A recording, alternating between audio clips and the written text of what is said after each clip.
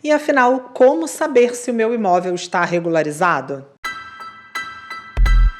Oi, eu sou a Ju Gonçalves, da Legalizar, uma empresa especializada em legalização de obras e imóveis. Eu costumo dizer que existem 4 esferas de atuação da questão toda de regulamentação de um imóvel, e você precisa estar atento às 4.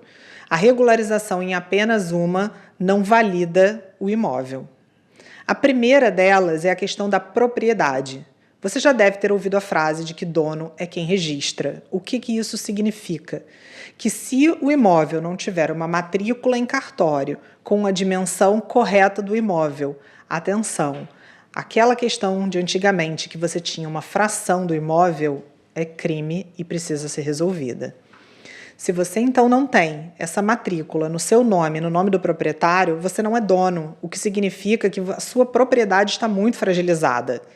Você precisa resolver esse problema, seja efetuando uma ação de uso capião, o inventário de quem faleceu, eventualmente até a própria verbação da escritura que muitas pessoas esquecem de fazer, e isso é muito importante. A segunda esfera de atuação, a gente se refere a questões tributárias. Muita gente acha que porque está pagando o IPTU individualizado com a metragem certinha, está tudo certo. Só que não. IPTU é apenas um imposto e ele não valida a existência oficial de uma edificação.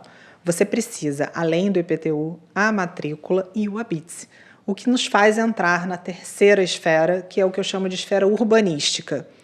Todo município tem uma legislação específica determinando o que pode ser construído em cada área da cidade. Normalmente, esse documento é conhecido como Plano Diretor. Aqui no Rio de Janeiro, a gente ainda tem diversas outras legislações, leis complementares, que regulamentam algumas outras questões da construção.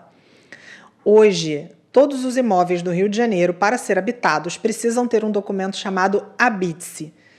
Ele é o documento emitido no final de um processo de licenciamento ou regularização da construção. Para poder dar entrada nesse procedimento, você precisa ter a matrícula do RGI no seu nome.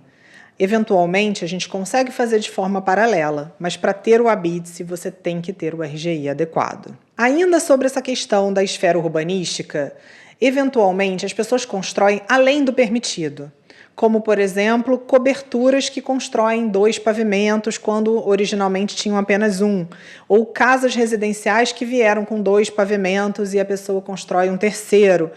Quando essas modificações são permitidas pela legislação, você consegue regularizar sem problema.